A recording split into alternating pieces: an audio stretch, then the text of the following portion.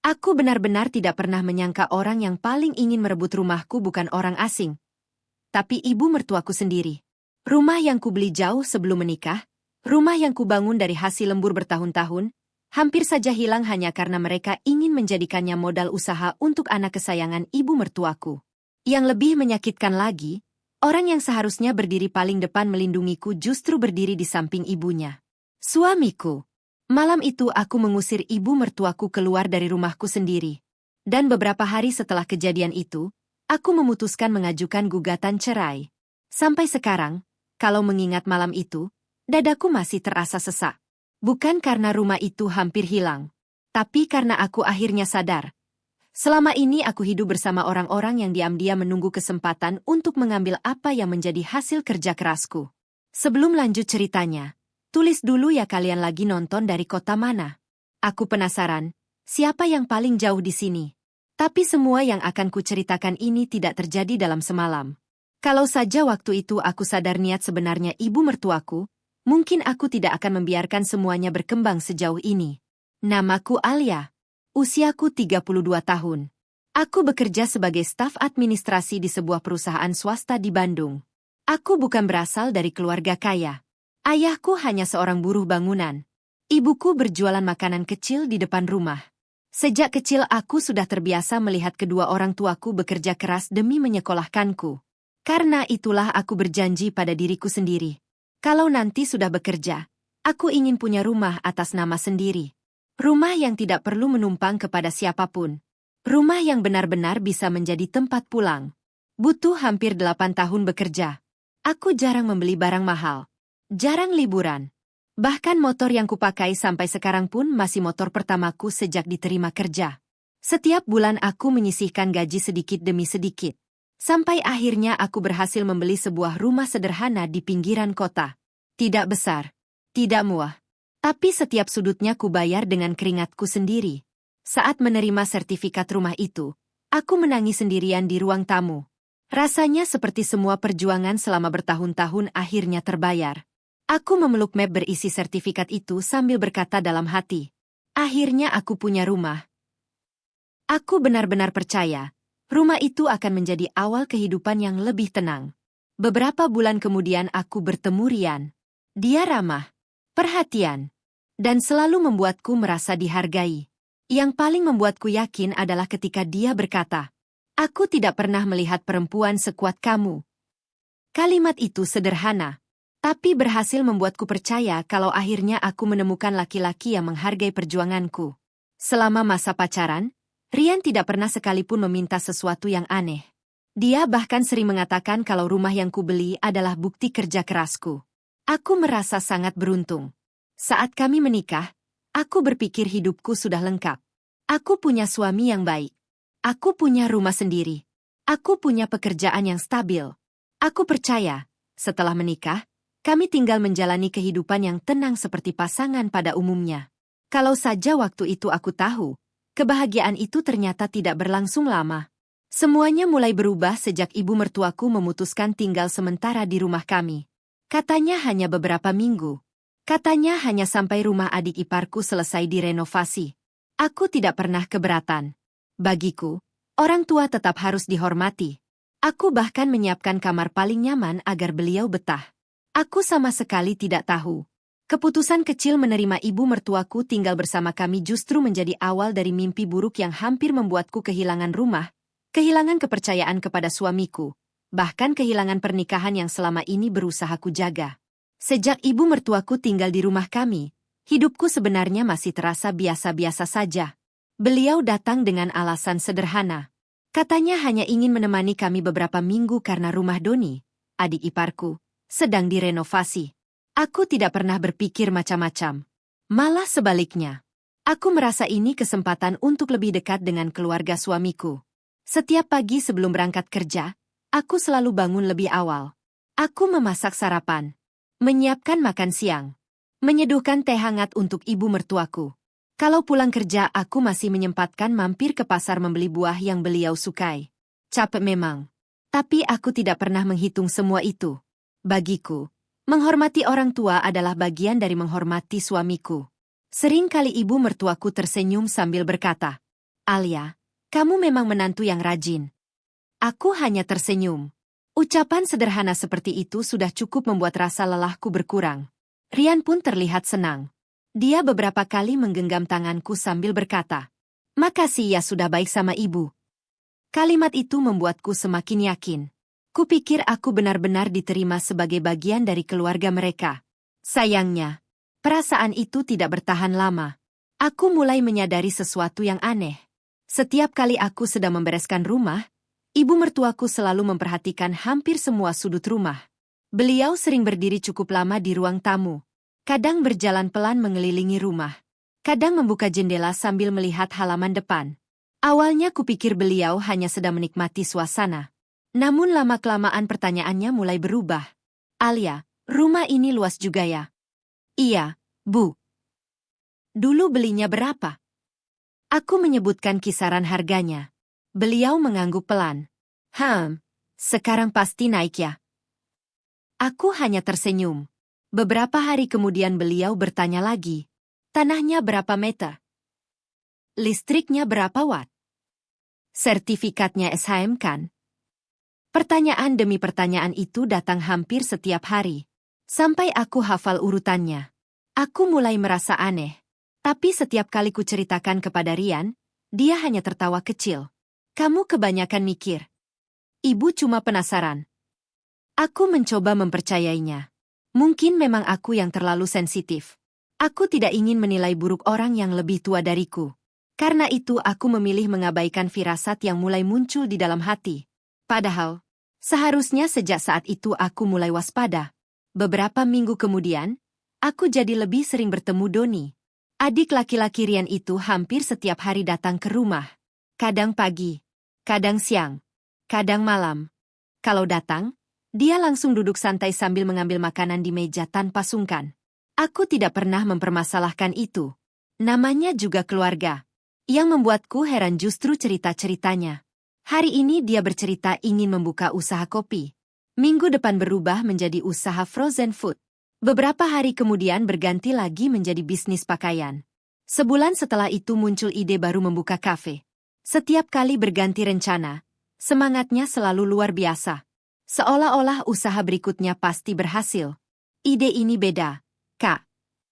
Aku yakin kali ini sukses." Aku hanya mengangguk sambil tersenyum. Dalam hati aku berharap memang benar begitu. Karena aku tahu gagal berkali-kali pasti tidak mudah. Namun dari pembicaraan mereka, aku juga mulai memahami sesuatu. Setiap usaha Doni selalu berhenti di tengah jalan. Modal habis, partner kabur, lokasi tidak cocok, pasar sepi. Selalu ada alasan baru. Anehnya, di mata ibu mertuaku, Doni tidak pernah salah. Doni itu pintar. Cuma belum ketemu jalan rezekinya. "Nanti kalau ada modal cukup, pasti berhasil." Kalimat itu hampir setiap hari ku dengar. Kalau Doni meminta uang, ibu selalu membelanya. Kalau Doni gagal lagi, ibu selalu menyalahkan keadaan. Tidak pernah sekalipun beliau menyuruh Doni mencari pekerjaan tetap terlebih dahulu. Aku hanya diam. Karena itu bukan urusanku. Aku tidak ingin dianggap ikut campur. Kalau saja waktu itu aku tahu. Semua pembelaan itu ternyata sedang mengarah pada satu tujuan yang sama. Mencari modal sebesar mungkin untuk usaha Doni. Dan tanpa kusadari, rumahku perlahan mulai masuk ke dalam rencana mereka. Suatu sore setelah aku pulang kerja, ruang tamu terdengar lebih ramai dari biasanya. Doni datang membawa map berwarna biru. Di dalamnya ada proposal usaha lengkap dengan gambar desain kafe yang terlihat cukup meyakinkan. Rian ikut memperhatikan. Ibu mertuaku terlihat paling bersemangat. "Nah, ini yang ibu bilang. Kalau usaha ini jalan, hidup Doni pasti berubah." Doni tersenyum lebar. "Modalnya memang lumayan, Bu. Tapi untungnya juga besar." Aku ikut melihat sekilas proposal itu. Angkanya membuatku terdiam. Modal yang dibutuhkan mencapai ratusan juta rupiah. Jumlah yang tentu bukan uang sedikit. Aku mengembalikan proposal itu kepada Doni. "Semoga lancar ya." Dia mengangguk. "Amin." Ruangan kembali hening beberapa saat. Lalu, ibu mertuaku menarik napas panjang. Kalimat berikutnya keluar dengan suara pelan. "Kalau sebenarnya ada aset yang bisa dijadikan jaminan, Semua orang mendadak diam. Entah kenapa, aku langsung merasa ada sesuatu yang tidak beres. Dan firasat itu, sebentar lagi akan terbukti benar. Malam itu suasana ruang tamu berubah menjadi sangat hening. Aku bisa merasakan semua mata saling memandang setelah ibu mertuaku mengucapkan kalimat itu. Kalau sebenarnya ada aset yang bisa dijadikan jaminan. Beliau tidak langsung melanjutkan ucapannya. Justru sengaja berhenti. Seolah menunggu ada seseorang yang menyambung. Aku memilih diam. Rian juga diam. Sedangkan Doni hanya menatap proposal usahanya. Beberapa detik kemudian ibu mertuaku kembali berbicara. Sekarang kan Bang gampang kasih pinjaman. Iya, Bu, jawab Rian pelan. Kalau ada jaminannya. Aku masih mencoba berpikir positif. Kupikir pembicaraan itu hanya obrolan biasa. Sampai akhirnya beliau menoleh tepat ke arahku. Alia? Iya, Bu. Rumah ini sertifikatnya atas nama kamu, kan? Aku mengangguk pelan. Iya, Bu. Oh. Beliau kembali tersenyum. Sertifikatnya aman kan disimpan? Aku mulai merasa tidak nyaman. Aman, Bu. Bagus. Kalau dokumen penting memang harus dijaga. Beliau mengangguk pelan sambil menyeruput teh. Pembicaraan langsung berpindah ke hal lain. Tidak ada lagi yang membahas rumah. Tidak ada lagi yang membahas pinjaman. Aku menarik napas lega. Mungkin memang aku terlalu curiga. Mungkin pertanyaan itu memang hanya rasa ingin tahu. Tapi entah kenapa. Sejak malam itu aku mulai lebih sering memperhatikan cara ibu mertuaku memandang rumah ini. Tatapannya berbeda. Bukan seperti tamu. Bukan juga seperti orang tua yang sedang berkunjung. Melainkan seperti seseorang yang sedang menghitung nilai sesuatu. Beberapa hari kemudian aku sedang melipat pakaian di kamar ketika Rian masuk. Dia duduk di sampingku. Wajahnya terlihat seperti sedang ingin membicarakan sesuatu. Alia. Kamu capek nggak kerja terus? Aku tersenyum. Namanya juga cari nafkah. Dia ikut tersenyum. Lalu terdiam cukup lama. Aku mau tanya sesuatu. Tanya saja. Kalau misalnya. Dia menggantung kalimatnya. Kalau misalnya apa? Misalnya ada keluarga yang butuh bantuan besar. Kamu gimana? Aku berhenti melipat pakaian. Maksudnya? Ya, misalnya pinjam uang. Kalimat itu membuatku langsung teringat pembicaraan beberapa hari lalu. Kalau aku mampu ya ku bantu. Kalau nggak mampu, kita cari cara lain. Rian mengangguk. Tapi kalau itu bisa menyelamatkan masa depan orang. Aku mulai menatap wajahnya.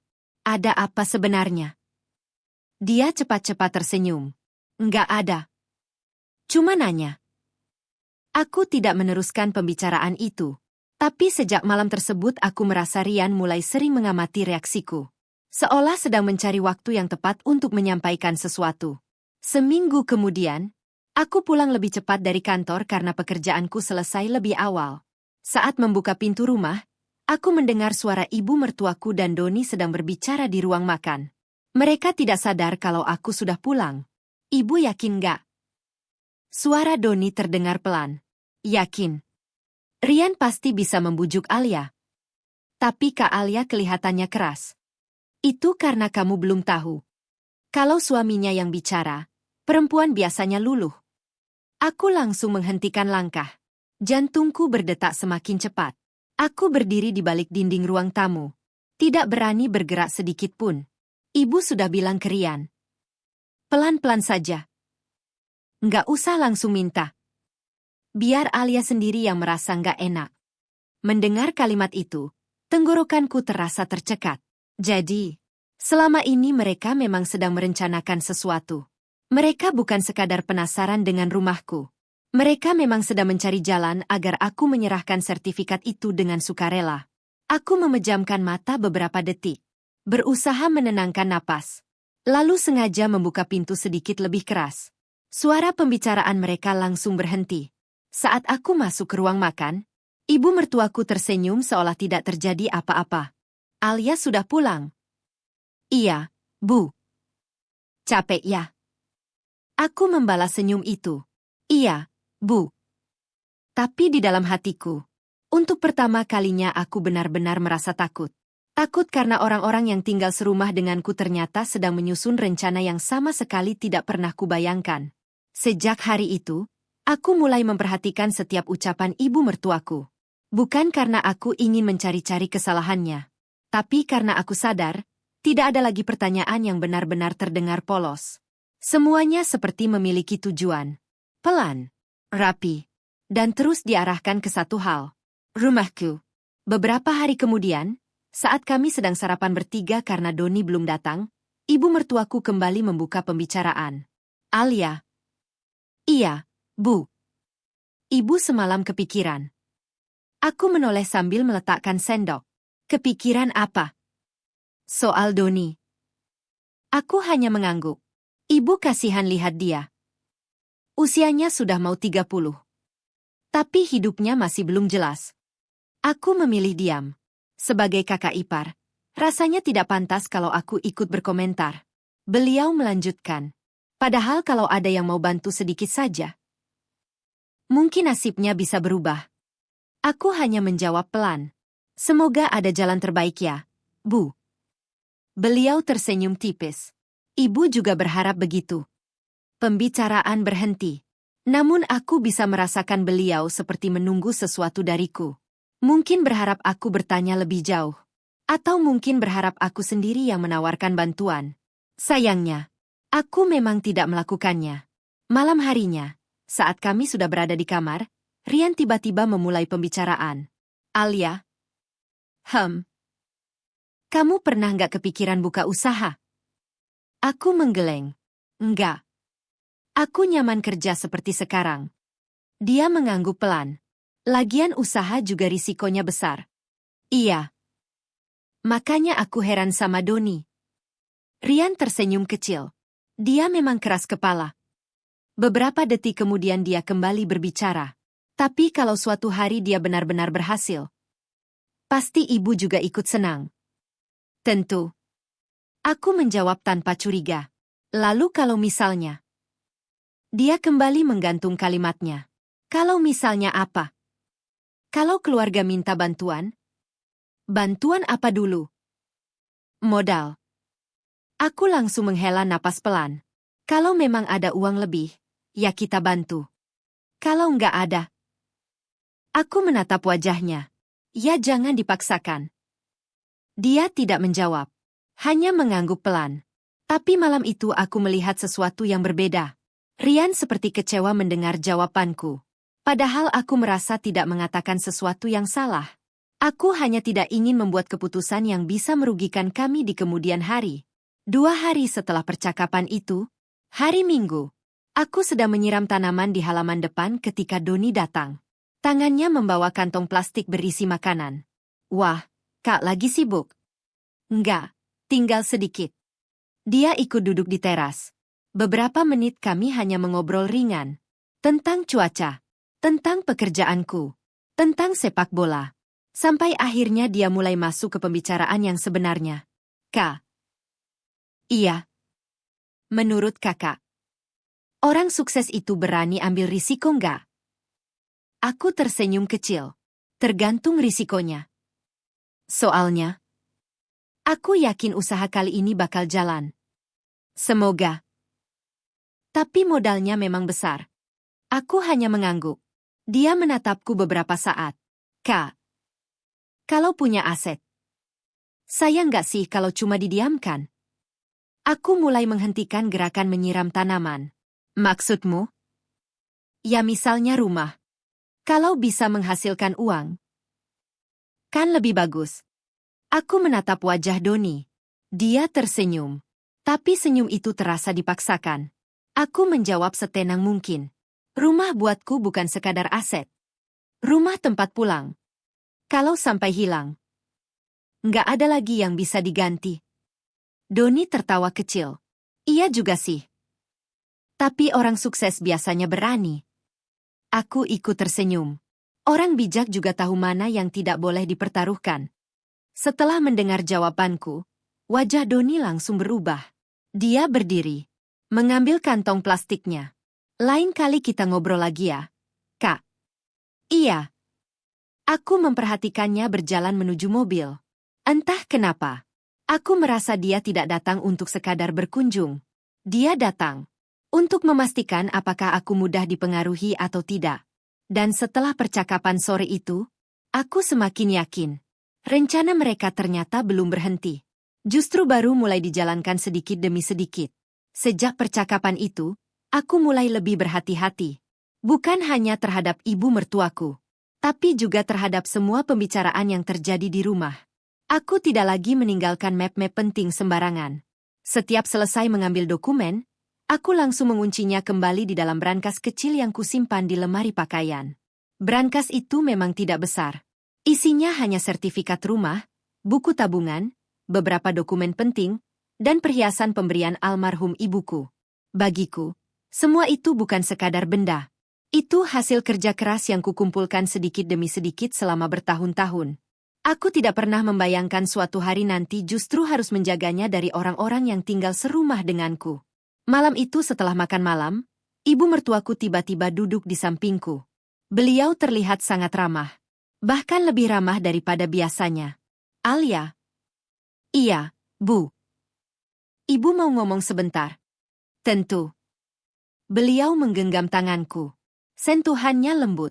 Sampai aku sama sekali tidak menyangka apa yang akan keluar dari mulutnya.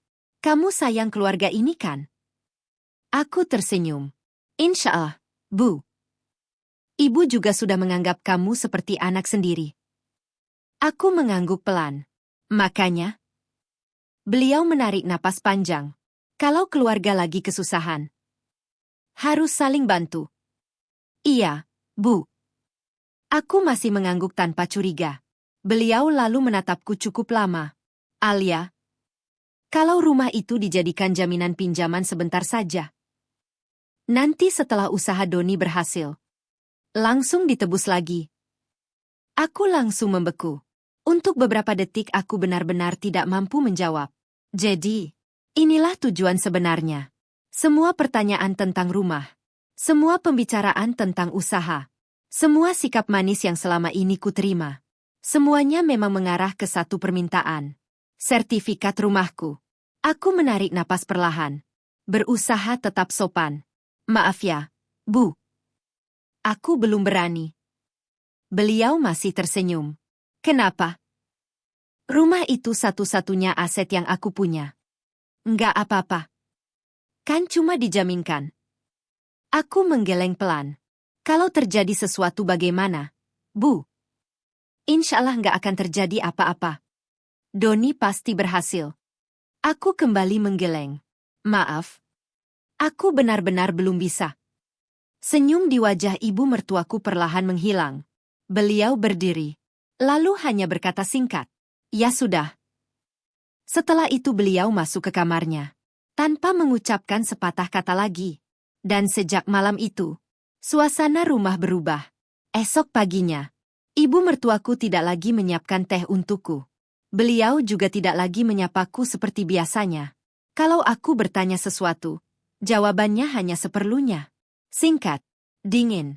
Bahkan ketika aku pamit berangkat kerja, beliau hanya menganggukkan kepala tanpa menoleh. Aku mencoba berpikir positif. Mungkin beliau sedang lelah. Namun keadaan itu berlangsung terus. 1 hari, 2 hari, 3 hari. Semakin lama suasana rumah semakin tidak nyaman. Yang membuatku lebih sedih. Rian mulai ikut berubah. Dia tidak lagi banyak bercerita sepulang kerja. Lebih sering duduk bersama ibunya di teras. Kalau aku datang, pembicaraan mereka langsung berhenti. Aku pernah mencoba bergabung. Tapi baru beberapa menit duduk. Mereka malah sama-sama masuk ke dalam rumah. Aku mulai merasa seperti orang asing di rumahku sendiri. Rumah yang kubeli dengan uangku sendiri. Rumah yang setiap cicilan dan biaya perawatannya selama ini selalu ikut kutanggung. Namun anehnya, akulah yang justru merasa tidak diterima. Puncaknya terjadi pada malam Jumat. Aku baru selesai mandi ketika Rian masuk ke kamar. Wajahnya terlihat serius. Tidak ada senyum seperti biasanya. Alia, ada apa? Dia duduk di tepi tempat tidur. Menatapku cukup lama. Lalu berkata pelan. Sebenarnya ibu cuma minta bantuan. Aku tahu. Tapi menurutku, kamu terlalu takut. Aku langsung menatapnya. Maksud kamu? Rumah itu kan tetap rumah kita. Iya. Kalau dipakai buat bantu Doni sebentar, nggak ada salahnya. Aku menggeleng pelan. Bukan soal salah atau benar. Ini soal risiko. Rian menghela napas. Kamu nggak percaya sama keluargaku. Kalimat itu menusuk tepat ke dadaku. Jadi sekarang, aku yang dianggap tidak percaya. Padahal yang sedang diminta adalah satu-satunya aset yang kupunya. Aku mencoba tetap tenang. Aku percaya sama orang. Tapi aku nggak pernah percaya pada sesuatu yang belum pasti. Usaha bisa berhasil. Bisa juga gagal. Kalau gagal, siapa yang bertanggung jawab atas rumah ini? Rian tidak langsung menjawab. Dia hanya memalingkan wajah, lalu berdiri. Sebelum keluar kamar, dia berkata pelan. Kamu berubah, Alia. Pintu kamar tertutup. Aku terduduk sendirian di atas ranjang. Air mataku perlahan jatuh. Untuk pertama kalinya sejak menikah, aku merasa suamiku tidak lagi melihatku sebagai pasangan, melainkan sebagai penghalang keinginan keluarganya. Sejak malam itu, aku mulai sulit tidur. Bukan karena pertengkaranku dengan Rian, tapi karena satu kalimat yang terus terngiang di kepalaku. Kamu nggak percaya sama keluargaku. Aku terus memikirkannya. Bukankah justru keluarganya yang sedang memintaku mempertaruhkan satu-satunya aset yang kumiliki? Semakin kupikirkan, semakin terasa janggal. Aku akhirnya memutuskan satu hal. Mulai hari itu, aku tidak boleh lengah lagi. Beberapa hari kemudian, aku sengaja mengambil cuti setengah hari karena ada urusan di bank. Setelah semua urusanku selesai, aku pulang lebih cepat tanpa memberitahu siapapun. Saat mobilku berhenti di depan rumah, suasana terlihat sepi. Motor Rian masih terparkir. Mobil Doni juga ada. Aku masuk perlahan menggunakan kunci cadangan. Belum sempat melepas sepatu, suara percakapan dari ruang makan terdengar cukup jelas. Kapan mau diurus? Suara Doni terdengar terburu-buru. Sabar. Itu semua tergantung Rian. Jawab ibu mertuaku. Alia belum mau juga. Nanti juga mau.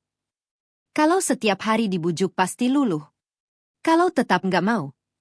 Suasana mendadak hening. Beberapa detik kemudian ibu mertuaku menjawab dengan nada yang jauh lebih pelan. Kalau perlu, cari tahu dulu sertifikatnya disimpan di mana. Aku langsung membeku. Jantungku berdetak begitu keras sampai rasanya bisa terdengar dari luar. Tanganku mulai dingin. Aku bahkan lupa bagaimana cara bernapas dengan normal. Jadi selama ini, mereka bukan lagi berusaha membujukku. Mereka sudah mulai mencari tahu tempat penyimpanan sertifikat rumahku. Aku menggenggam tas erat-erat, lalu sengaja membunyikan gagang pintu. Suara percakapan langsung berhenti. Ketika aku masuk ke ruang makan, ketiganya langsung menoleh. Oh, Alia. Kok pulang cepat? Tanya ibu mertuaku sambil tersenyum. Aku membalas senyum itu. Tadi urusan di luar kantor selesai lebih awal. Oh begitu. Beliau terlihat tenang. Seolah beberapa detik sebelumnya tidak sedang membicarakan sertifikat rumahku. Aku ikut duduk.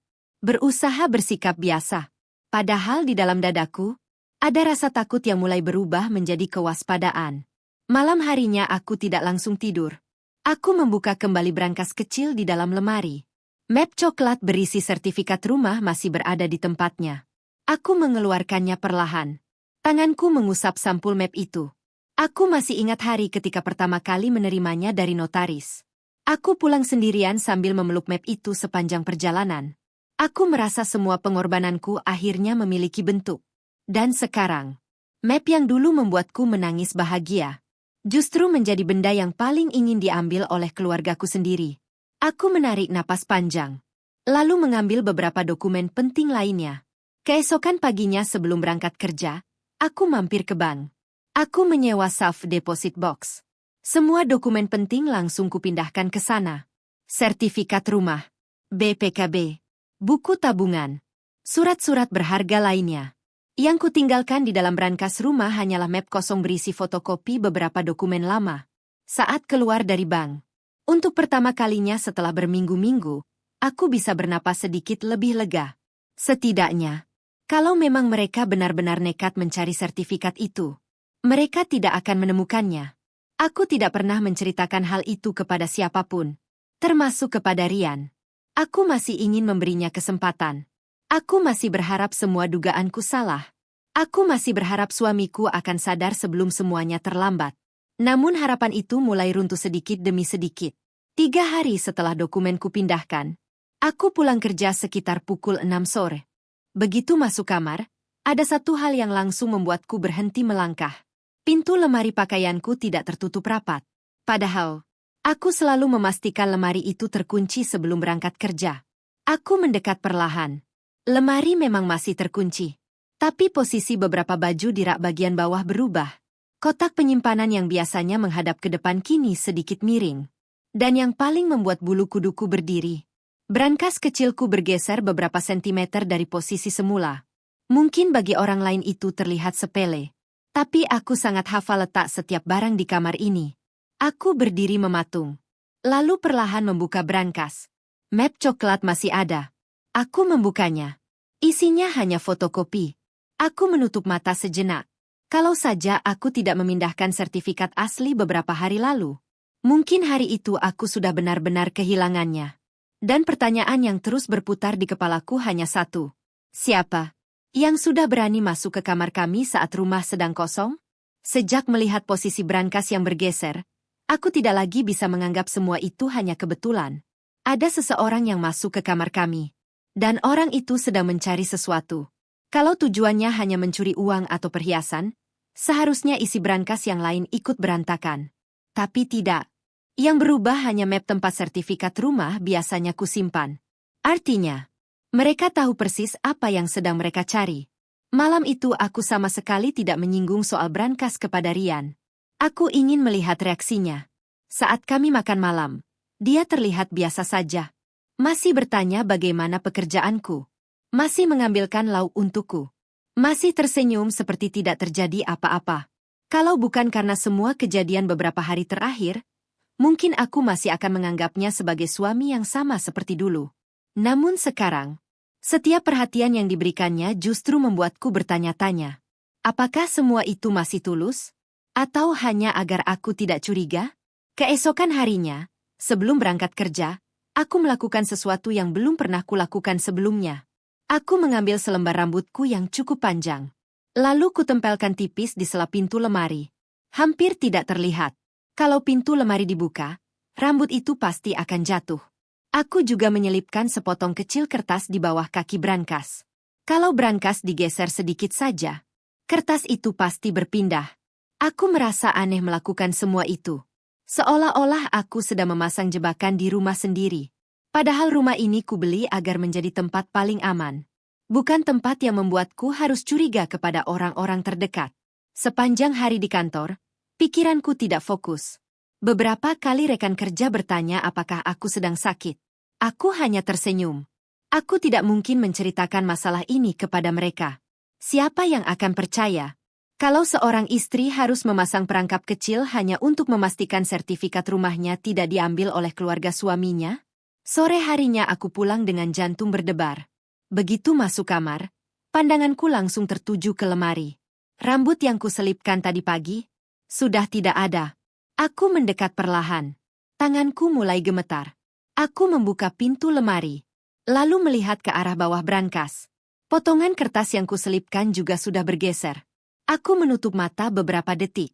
Berarti dugaanku benar. Hari ini, ada yang kembali membuka lemari dan menggeser brankas. Aku langsung membuka isi brankas. Map coklat itu masih berada di tempatnya. Aku membukanya. Tetap hanya berisi fotokopi. Aku mengembuskan napas panjang. Untung saja sertifikat asli sudah kupindahkan. Kalau tidak, mungkin semuanya sudah terlambat. Saat sedang merapikan kembali isi brankas, mataku menangkap sesuatu yang membuatku kembali terdiam. Di sudut map terdapat bekas sidik jari berwarna kehitaman. Seperti bekas tangan seseorang yang habis memegang oli atau tinta. Aku mencoba mengingat.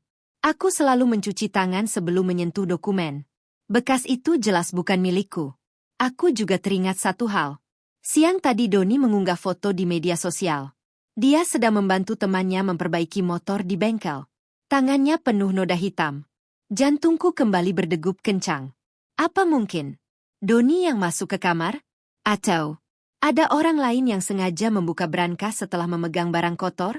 Aku belum berani menyimpulkan. Aku membutuhkan bukti yang lebih kuat. Kesempatan itu datang lebih cepat daripada yang kuduga.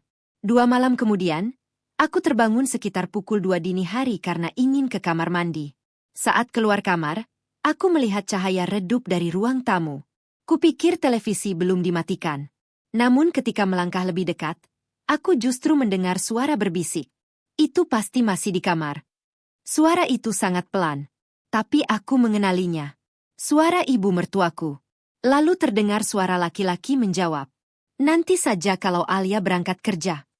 Aku membeku. Itu suara Rian, suamiku sendiri.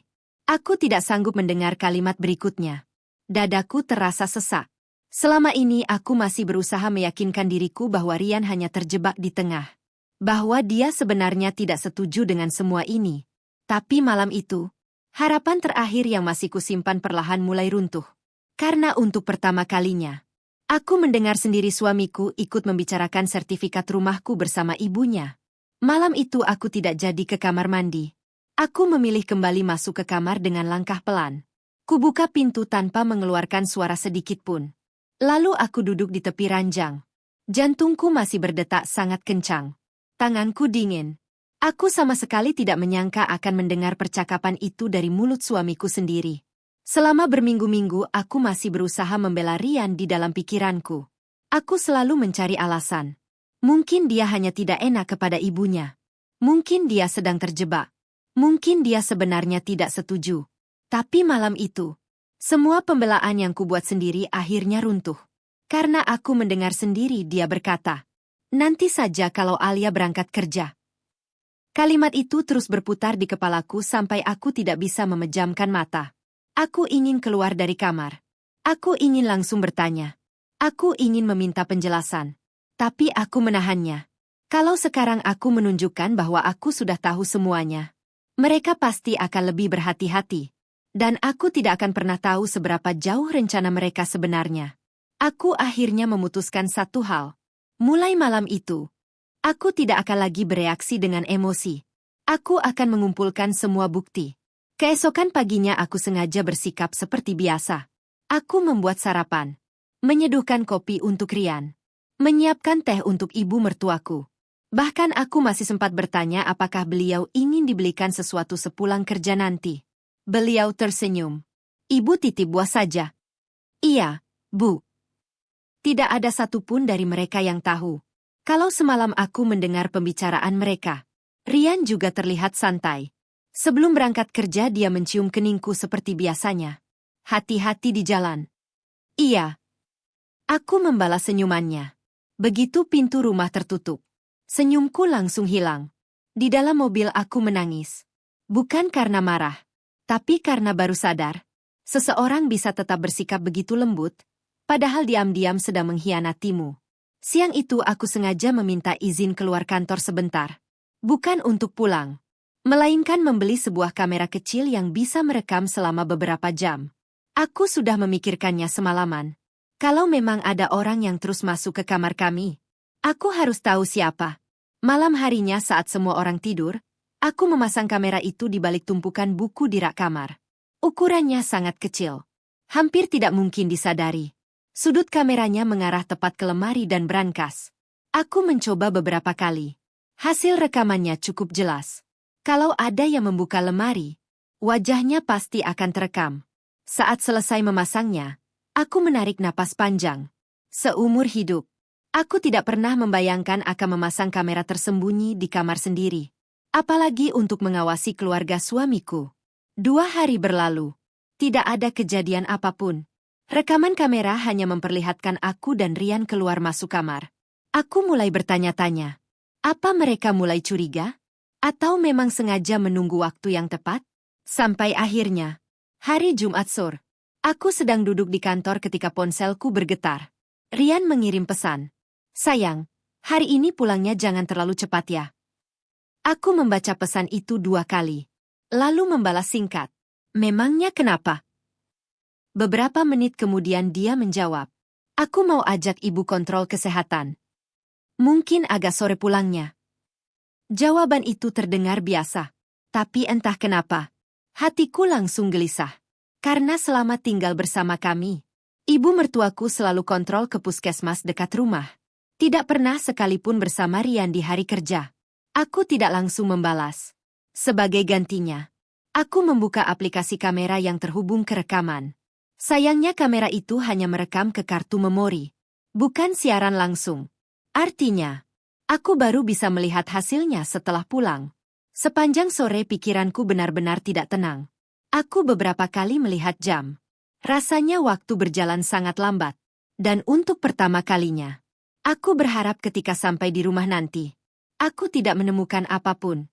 Karena kalau kamera itu benar-benar merekam sesuatu, artinya semua ketakutanku selama ini memang nyata.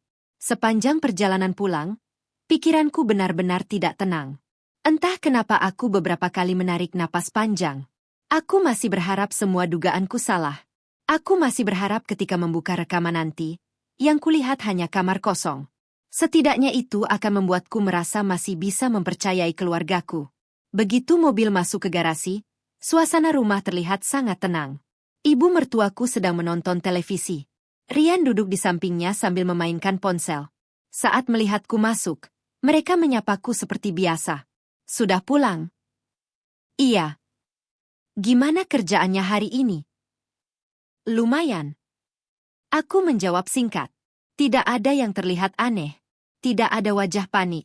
Tidak ada sikap mencurigakan.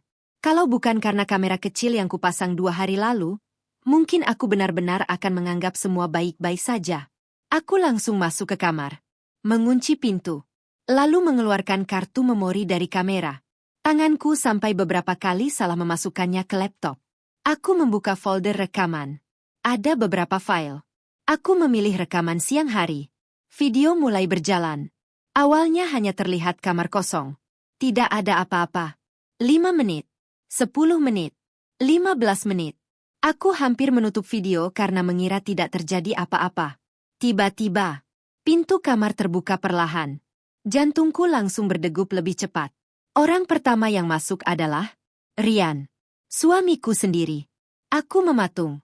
Dia menoleh ke kanan dan ke kiri, seperti memastikan tidak ada siapapun. Setelah itu dia berjalan menuju lemari. Tangannya mengeluarkan kunci cadangan. Aku langsung menutup mulutku sendiri. Aku bahkan tidak pernah tahu kalau dia diam-diam membuat salinan kunci lemari. Beberapa detik kemudian lemari terbuka. Brankas kecilku dikeluarkan. Rian tidak membukanya. Dia justru mengambil ponsel.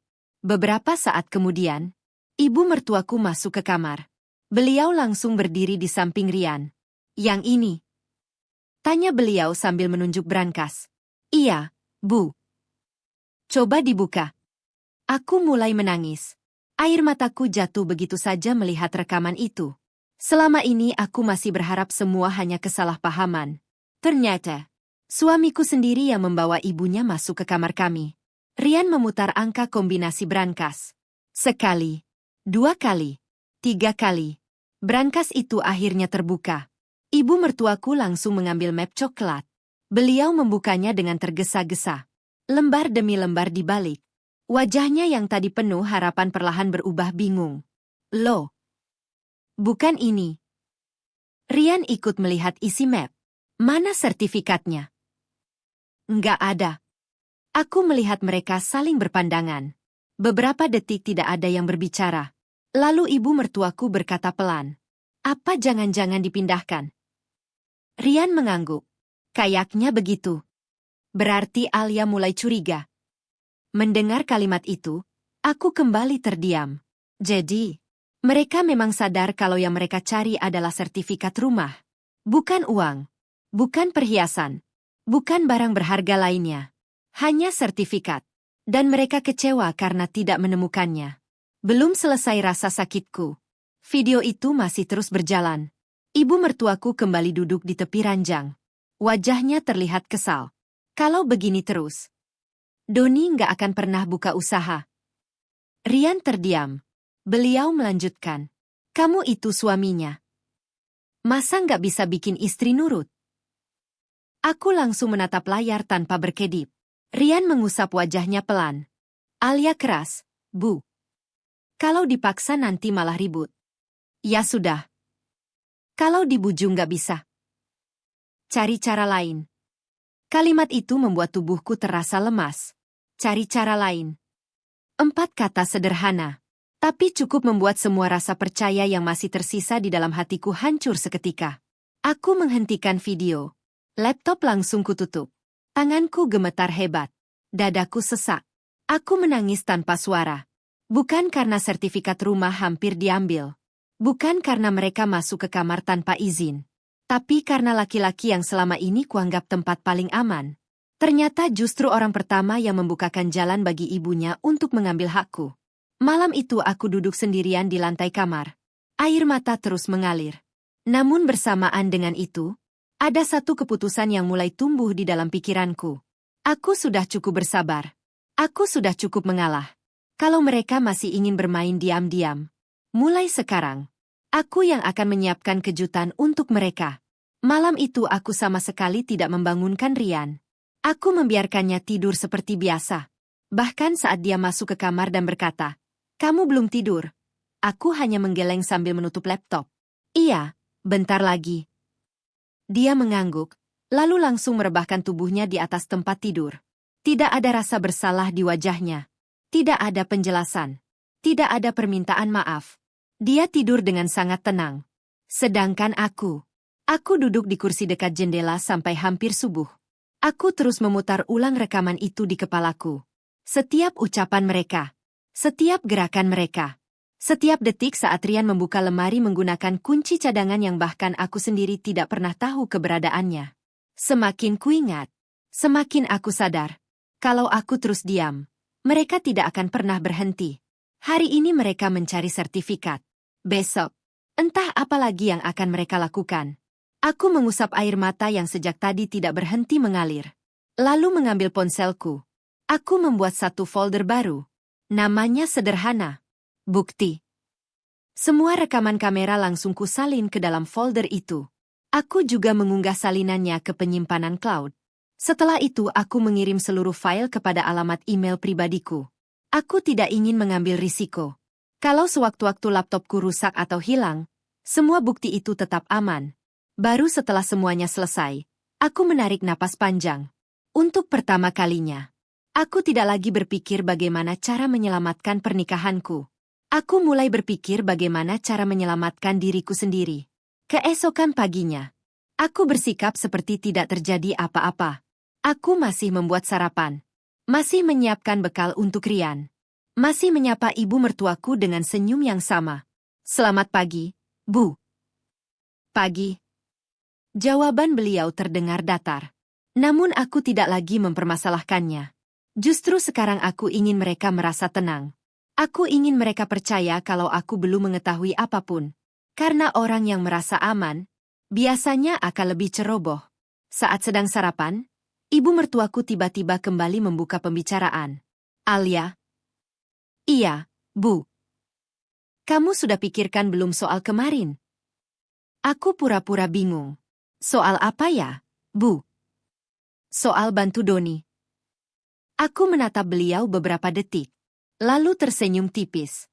"Oh, soal itu." "Iya."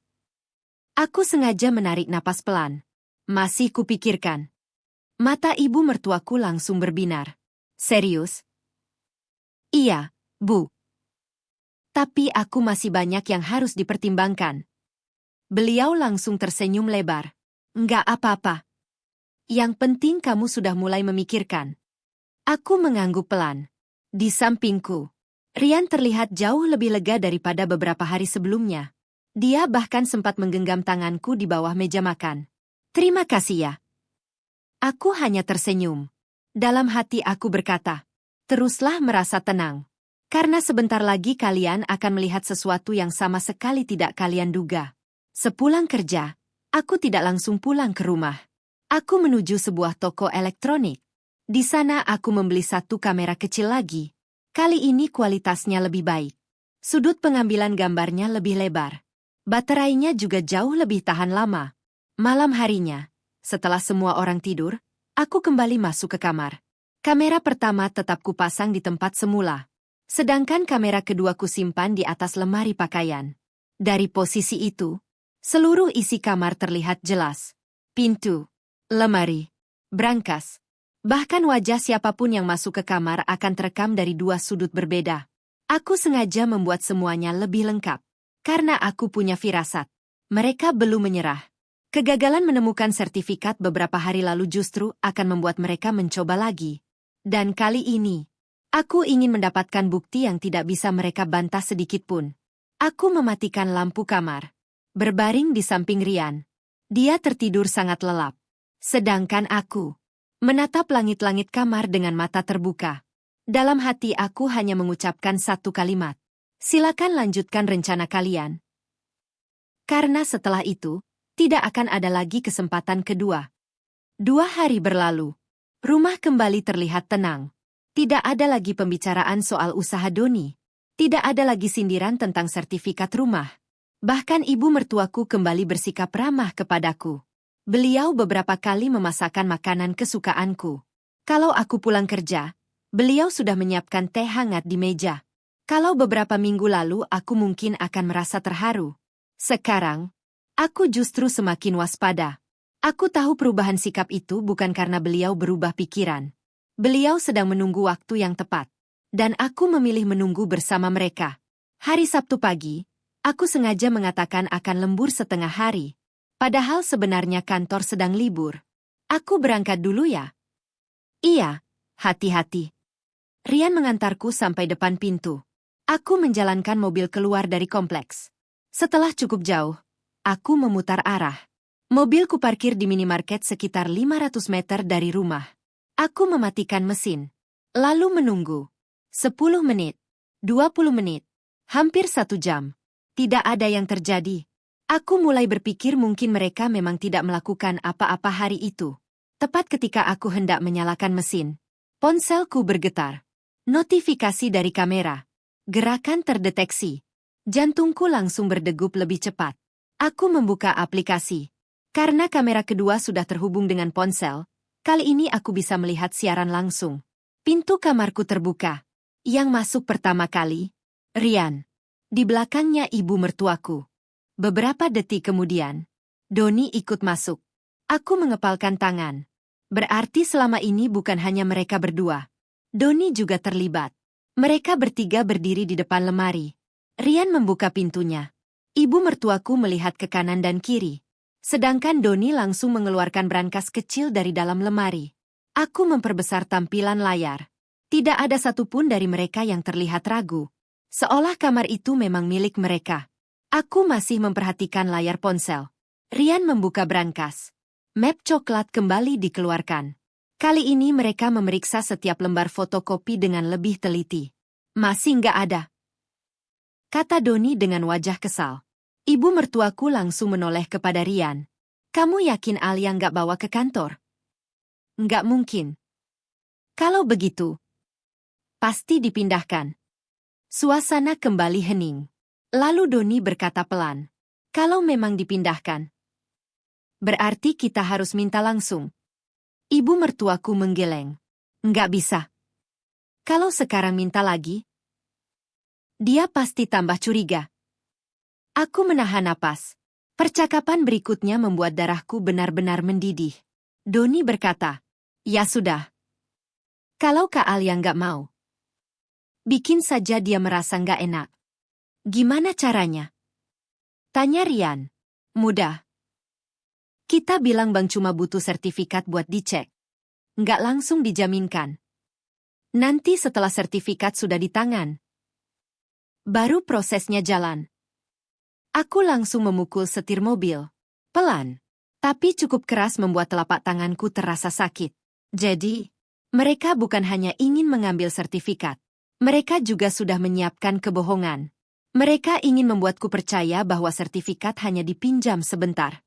Padahal sejak awal niat mereka memang menjadikannya jaminan pinjaman. Belum selesai rasa marahku. Ibu mertuaku kembali berbicara. Kalau Alia tetap keras kepala, Kita minta notaris yang kenalan Doni datang. Nanti dijelaskan baik-baik. Doni tertawa kecil. Iya, Bu. Kalau perlu bilang saja semua aman. Nggak usah cerita risikonya. Aku benar-benar tidak percaya dengan apa yang kudengar. Mereka bahkan sudah memikirkan siapa yang akan dipakai untuk meyakinkanku. Semuanya sudah dirancang. Bukan lagi sekadar obrolan keluarga. Ini adalah rencana yang disusun langkah demi langkah. Dan orang yang sejak awal mengetahui semua itu adalah suamiku sendiri. Rian tidak membantah, tidak menghentikan pembicaraan, tidak mengatakan bahwa itu salah. Dia hanya duduk diam, sesekali mengangguk. Diamnya Rian saat itu jauh lebih menyakitkan daripada semua ucapan ibu mertuaku. Karena diamnya adalah tanda persetujuan. Dan saat itulah aku akhirnya mengambil keputusan di dalam hati. Aku tidak akan lagi menunggu mereka berubah. Justru aku yang akan membuat mereka mempertanggungjawabkan semua perbuatannya. Mulai hari itu, aku berhenti berusaha menyelamatkan pernikahanku. Yang ingin ku selamatkan sekarang, hanyalah hak dan harga diriku. Malam itu aku duduk sendirian di teras belakang rumah. Lampu taman yang redup membuat suasana terasa jauh lebih tenang dibandingkan isi kepalaku. Aku memandangi halaman yang dulu begitu kubanggakan. Rumah ini bukan warisan, bukan hadiah, bukan pemberian siapapun. Rumah ini lahir dari setiap lembur yang pernah kulakukan. Dari bonus yang tidak pernah kupakai untuk bersenang-senang. Dari tabungan yang kukumpulkan sedikit demi sedikit selama bertahun-tahun. Ironisnya, sekarang justru orang-orang yang tidak pernah ikut berjuang merasa paling berhak menentukan nasib rumah ini. Aku mengusap wajahku pelan. Aku sadar satu hal. Kalau aku hanya mengandalkan rekaman kamera, mungkin mereka masih bisa berkilah. Mereka bisa saja berkata hanya ingin melihat dokumen. Bisa saja mengaku hanya penasaran. Bisa saja memutarbalikkan keadaan. Aku membutuhkan bukti yang lebih kuat. Bukti yang tidak bisa mereka bantah. Dan malam itu, sebuah rencana mulai terbentuk di dalam kepalaku. Keesokan harinya aku menghubungi sahabat lamaku. Namanya Nisa. Kami sudah berteman sejak kuliah. Dia tahu bagaimana aku bekerja keras membeli rumah ini. Dia juga tahu aku bukan orang yang mudah menuduh tanpa bukti. Saat kami bertemu di sebuah kafe, Nisa langsung menyadari wajahku terlihat berbeda. Kamu kenapa? Aku tidak langsung menjawab. Aku membuka laptop, lalu memutar rekaman kamera. Selama hampir 15 menit, Nisa tidak mengucapkan sepatah kata pun. Dia hanya memperhatikan layar. Sampai video itu selesai, dia menoleh ke arahku. Alia, kamu masih tinggal serumah sama mereka? Aku mengangguk pelan. Iya. Nisa menggeleng pelan. Ini bukan lagi soal keluarga. Ini sudah soal kepercayaan. Aku menarik napas panjang. Aku masih bingung harus bagaimana. Nisa terdiam beberapa saat, lalu berkata dengan suara pelan. Kalau aku jadi kamu, aku akan biarkan mereka merasa menang. Aku menatapnya. Maksudnya, jangan ditolak terus. Bikin mereka yakin kamu mulai luluh. Orang yang merasa rencananya berhasil biasanya akan membuka semua kartu yang mereka simpan. Aku memikirkan kalimat itu cukup lama. Semakin kupikirkan, semakin masuk akal. Kalau mereka percaya aku mulai menyerah, mereka pasti akan bergerak lebih jauh. Dan justru disitulah aku bisa mendapatkan bukti yang selama ini kucari. Malam harinya aku mulai menjalankan rencana itu. Saat makan malam, ibu mertuaku kembali menyinggung soal usaha Doni. Alia. Iya, Bu. Ibu masih berharap kamu mau membantu. Aku sengaja terdiam cukup lama, lalu mengangguk pelan. Aku sudah banyak berpikir. Seketika wajah ibu mertuaku berubah cerah. Jadi, aku belum bisa janji. Tapi, aku mau dengar dulu penjelasannya. Suasana meja makan langsung berubah. Doni yang sejak tadi sibuk memainkan ponselnya langsung mengangkat kepala. Rian juga terlihat lega. Bahkan ibu mertuaku sampai tersenyum lebar. Nah, begitu dong. Kalau dibicarakan baik-baik pasti ada jalan. Aku ikut tersenyum. Kalau memang aman, aku mau tahu prosesnya seperti apa. Doni langsung menyahut. Aku kenal orang Bang. Nanti dijelasin. Ibu mertuaku menambahkan, kalau perlu sekalian ketemu notaris. Aku mengangguk pelan. Boleh. Tapi aku harus benar-benar paham dulu. Aku bisa melihat mereka saling bertukar pandang. Mereka mengira tembok yang selama ini sulit ditembus akhirnya mulai retak. Padahal, aku sengaja membuka sedikit celah itu. Bukan untuk menyerahkan rumahku, melainkan agar mereka semakin yakin bahwa aku sudah berada di dalam genggaman mereka. Malam itu, setelah semua orang masuk ke kamar masing-masing, aku kembali membuka rekaman kamera. Sebelum tidur, aku berkata pelan kepada diriku sendiri, silakan lanjutkan sandiwaramu. Karena sebentar lagi, semua topeng itu akan terbuka dengan sendirinya. Hari yang mereka tunggu akhirnya datang. Sejak pagi aku sudah melihat ibu mertuaku beberapa kali mondar-mandir di ruang tamu. Beliau bahkan mengenakan pakaian yang biasanya hanya dipakai kalau menghadiri acara penting. Doni datang lebih awal. Rian terlihat beberapa kali melihat jam di ponselnya. Aku pura-pura tidak menyadari semua itu. Sambil menyapu ruang tamu, aku bertanya pelan. Memangnya hari ini ada tamu ya? Rian langsung menjawab. Oh, ada teman Doni. Cuma ngobrol soal usaha. Aku mengangguk. Begitu ya? Dalam hati aku tersenyum tipis. Mereka masih menganggap aku tidak tahu apa-apa. Padahal sejak semalam aku sudah menyiapkan semuanya. Laptop yang berisi rekaman kameraku simpan di dalam tas. Semua file sudah kubuat salinannya. Nisa juga sudah siap datang kapanpun kalau aku membutuhkannya. Aku bahkan sudah berkonsultasi singkat dengan seorang pengacara melalui telepon. Beliau hanya mengatakan satu kalimat. Jangan emosi. Biarkan mereka menunjukkan sendiri niatnya. Kalimat itu terus kuingat. Hari ini, aku tidak boleh terpancing. Sekitar pukul 11 siang. Sebuah mobil berwarna hitam berhenti di depan rumah. 2 orang laki-laki turun dari mobil. Salah satunya membawa tas kerja. Yang satunya lagi membawa map tebal. Doni langsung menyambut mereka. Silakan, Pak. Masuk. Aku berdiri dari dapur sambil membawa gelas berisi minuman. Silakan diminum dulu, Pak. Salah seorang pria itu tersenyum. Terima kasih. Kami duduk di ruang tamu. Suasananya terasa canggung. Beberapa menit hanya diisi obrolan ringan. Tentang cuaca, tentang kemacetan, tentang usaha yang sedang berkembang.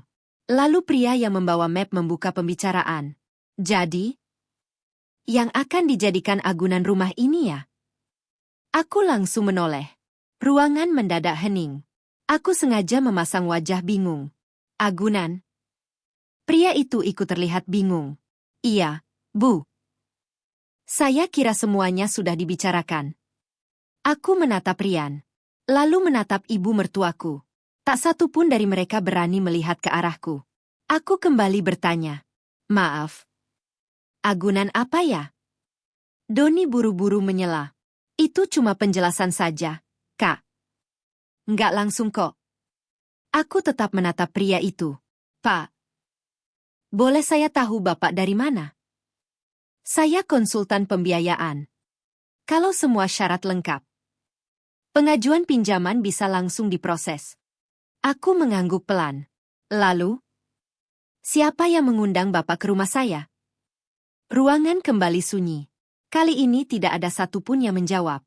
Aku meletakkan gelas di atas meja, lalu memandang satu persatu wajah mereka. Ibu? Iya. Kapan Ibu meminta orang datang ke rumah saya? Beliau terlihat gugup. Ibu cuma mau jelaskan saja. Supaya kamu nggak salah paham. Aku mengangguk. Lalu kenapa saya tidak diberitahu sebelumnya? Tidak ada jawaban. Aku beralih menatap Rian. Kamu tahu mereka datang hari ini? Dia mengangguk pelan. Iya. Kenapa kamu nggak bilang? Aku takut kamu marah. Aku tersenyum kecil. Senyum yang bahkan terasa asing bagiku sendiri. Jadi, kalian mengundang orang bang ke rumahku. Membahas rumahku. Tapi pemilik rumahnya justru tidak diberitahu. Tak ada satupun yang mampu menjawab. Pria dari pihak pembiayaan mulai terlihat tidak nyaman. Dia menutup map yang tadi sempat dibukanya. Maaf. Kalau memang belum ada kesepakatan, Mungkin kami datang di waktu yang kurang tepat. Aku menoleh kepadanya. Bapak benar. Karena saya tidak pernah mengundang Bapak. Suasana ruang tamu berubah menjadi sangat tegang. Aku bisa melihat wajah Doni mulai pucat. Sedangkan ibu mertuaku berkali-kali meremas ujung kerudungnya. Namun, mereka masih belum tahu. Semua yang mereka lakukan hari itu sudah menjadi bukti terakhir yang selama ini kubutuhkan. Ruang tamu itu mendadak sunyi. Tidak ada lagi yang berani berbicara. Bahkan dua orang tamu yang sejak tadi duduk di sofa mulai saling berpandangan. Mereka seperti baru menyadari kalau kedatangan mereka ternyata menjadi bagian dari masalah yang jauh lebih besar. Aku menarik napas panjang, lalu menatap pria yang membawa map. Maaf ya, Pak. Saya tidak pernah mengajukan pinjaman. Saya juga tidak pernah memberi izin kepada siapapun untuk membahas rumah saya. Pria itu langsung berdiri. Wajahnya terlihat canggung. Kalau begitu kami mohon maaf, Bu. Mungkin memang ada miskomunikasi. Aku mengangguk pelan. Tidak apa-apa, Pak. Bapak tidak salah. Bapak hanya datang karena diundang. Mereka berdua segera berpamitan. Begitu pintu rumah tertutup. Tidak ada lagi orang luar. Kini hanya tinggal aku, Rian, ibu mertuaku, dan Doni. Aku perlahan meletakkan tasku di atas meja. Tidak ada lagi alasan bagiku untuk berpura-pura tidak tahu. Aku membuka resleting tas, mengeluarkan laptop. Melihat benda itu, wajah Rian langsung berubah. Alia, mau apa? Aku tidak menjawab. Laptop langsung kubuka. Beberapa detik kemudian layar menyala. Aku membuka folder yang sudah kusiapkan sejak beberapa hari lalu. Folder itu hanya memiliki satu nama. Bukti. Tanganku memang masih gemetar. Tapi kali ini bukan karena takut. Melainkan karena aku tahu, setelah video ini diputar, tidak akan ada lagi yang bisa mengelak. Aku menekan tombol play. Rekaman pertama mulai berjalan. Terlihat jelas Rian masuk ke kamar. Mengambil kunci cadangan. Membuka lemari. Mengeluarkan brankas. Beberapa detik kemudian ibu mertuaku masuk. Lalu Doni. Ruangan langsung dipenuhi suara dari rekaman itu. Yang ini. Iya, Bu. Coba dibuka. Tidak ada seorang pun yang berbicara. Semua hanya menatap layar. Video terus berjalan. Terlihat jelas ibu mertuaku membongkar map coklat. Doni ikut memeriksa setiap lembar dokumen. Kemudian terdengar suara yang sejak pertama kali ku dengar membuat dadaku terasa sesak. Kalau dibujuk nggak bisa. Cari cara lain. Video berhenti. Aku menutup laptop perlahan. Tidak ada lagi yang perlu dijelaskan. Semuanya sudah terlihat dengan mata kepala sendiri. Aku menatap Rian. Masih mau bilang aku terlalu curiga? Rian menundukkan kepala. Tidak menjawab. Aku beralih menatap Doni. Kamu juga. Selama ini datang ke rumah bukan buat silaturahmi, tapi buat mencari sertifikat rumahku. Doni membuka mulut. Kak, dengar dulu. Diam. Untuk pertama kalinya sejak menikah, aku memotong ucapan seseorang dengan suara setegas itu. Lalu pandanganku berhenti pada ibu mertuaku. Beliau masih duduk di sofa. Wajahnya pucat. Kedua tangannya saling menggenggam. Alia, ibu bisa jelaskan? Aku tersenyum hambar. Mau jelaskan apa lagi, Bu? Semuanya sudah ada di video. Ibu masuk ke kamar saya. Ibu membuka brankas saya. Ibu mencari sertifikat rumah saya. Itu semua bukan fitnah. Itu rekaman. Beberapa detik kemudian, air mata ibu mertuaku mulai jatuh. Ibu cuma mau bantu Doni. Aku menggeleng pelan. Tidak, Bu. Ibu tidak sedang membantu Doni.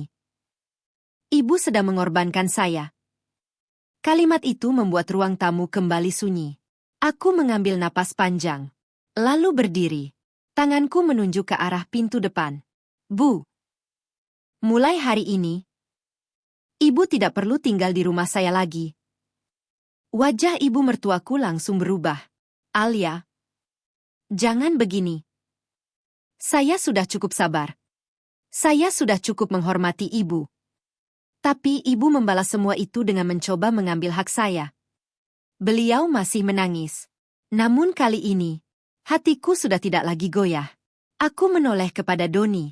Dan kamu? Mulai hari ini jangan pernah datang lagi ke rumah ini. Doni menatap Rian. Berharap kakaknya akan membela. Namun Rian hanya diam.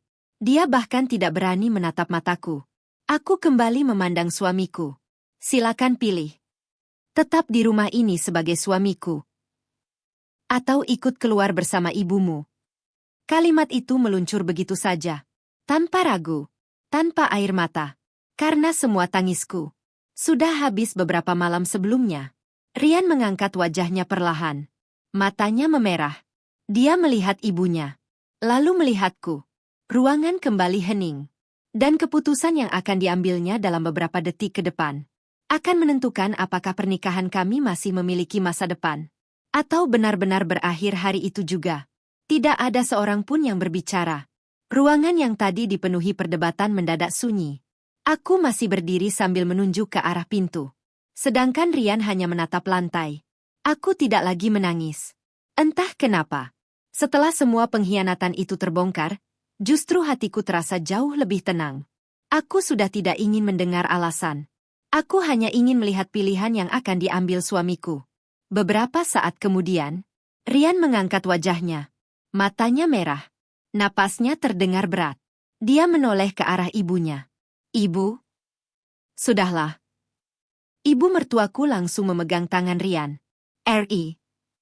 Kamu jangan diam saja. Kamu bilang sesuatu. Kamu suaminya. Rian memejamkan mata. Lalu perlahan menarik tangannya. Aku masih menunggu. Dalam hati. Masih ada sedikit harapan. Mungkin saja kali ini dia akan membelaku. Namun harapan itu benar-benar berakhir ketika Rian berjalan menghampiri ibunya. Dia memegang tas milik ibunya. Lalu berkata pelan. Bu. Kita pulang dulu. Kalimat itu memang terdengar sederhana. Tapi bagiku, itu adalah jawaban. Dia sudah memilih. Dan pilihannya. Bukan aku.